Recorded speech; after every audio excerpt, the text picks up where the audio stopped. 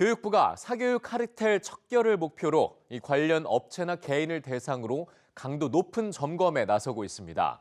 주로 사교육 업체의 비위 행위나 현직 교사들과의 유착 가능성에 주목하고 있는데요.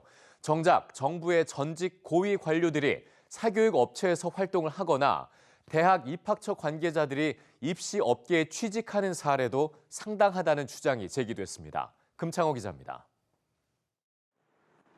1990년대 문교부 장관을 지낸 A씨는 지난 2015년 서울 강남구에 본사를 둔 한 사교육업체 사회이사로 취직했습니다. 이 업체는 특목고 입시에 대비한 영어와 영재교육 강좌로 지난해 기준 시가총액 2천억 원까지 몸집을 불렸는데 임원들에겐 수억 원대의 보수를 주는 것으로 알려졌습니다. 교육기관에서 근무하다 사교육업계로 간 고위공직자는 또 있습니다.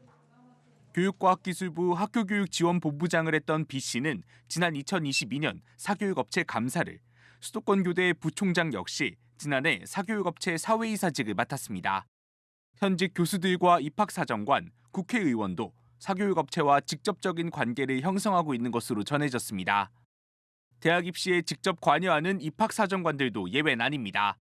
입시 컨설팅 업계에선 최상위권 대학 입학사정관 경력을 내세워 컨설턴트를 소개하고 나아가 학원 홍보까지 하는 사례가 비일비재합니다.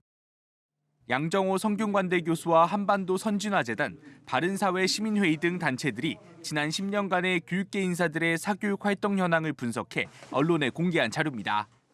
사교육은 절대 학자들이나 고위 공무원들을 그냥 내버려 두지 않아요. 본인들이 분명히 뭐가 요구하는 게 있거든요. 정부 관계자들이 사교육 주식을 갖고 있는 사례도 상당한 것으로 파악됐습니다. 최근 5년간 고위공직자 재산 공개에 올라온 고위공무원들의 주식 보유 목록을 보면 고위공무원 27명이 본인 또는 가족 명의로 사교육 주식을 보유하고 있는 것으로 나타났습니다. 이처럼 사교육 카르텔로 볼 수 있는 유형이 각계각층에 다양한 만큼 정부가 신고에 의존해 문제를 해결하기보단 적극적으로 카르텔을 찾아 나서야 한다는 게 문제를 발견한 연구진 측의 주장입니다. 사교육과 관련돼 있는 그 전쟁 수준으로 그 얘기를 하고 있지만 실제로 봐서는 전쟁이라기보다는 어떻게 보면은 이 정도에 있는 뭐가 있기 때문에 좀 조심하라고 하는 경고성일 가능성이 높아 보인다. 연구진은 또 사교육 카르텔 형성을 막기 위해선 공교육 역량 강화가 필수라며 교사들의 공적 활동을 유도하고 공공 입시 정보를 강화하는 게 필요하다고 지적했습니다. EBS 뉴스 금창호입니다.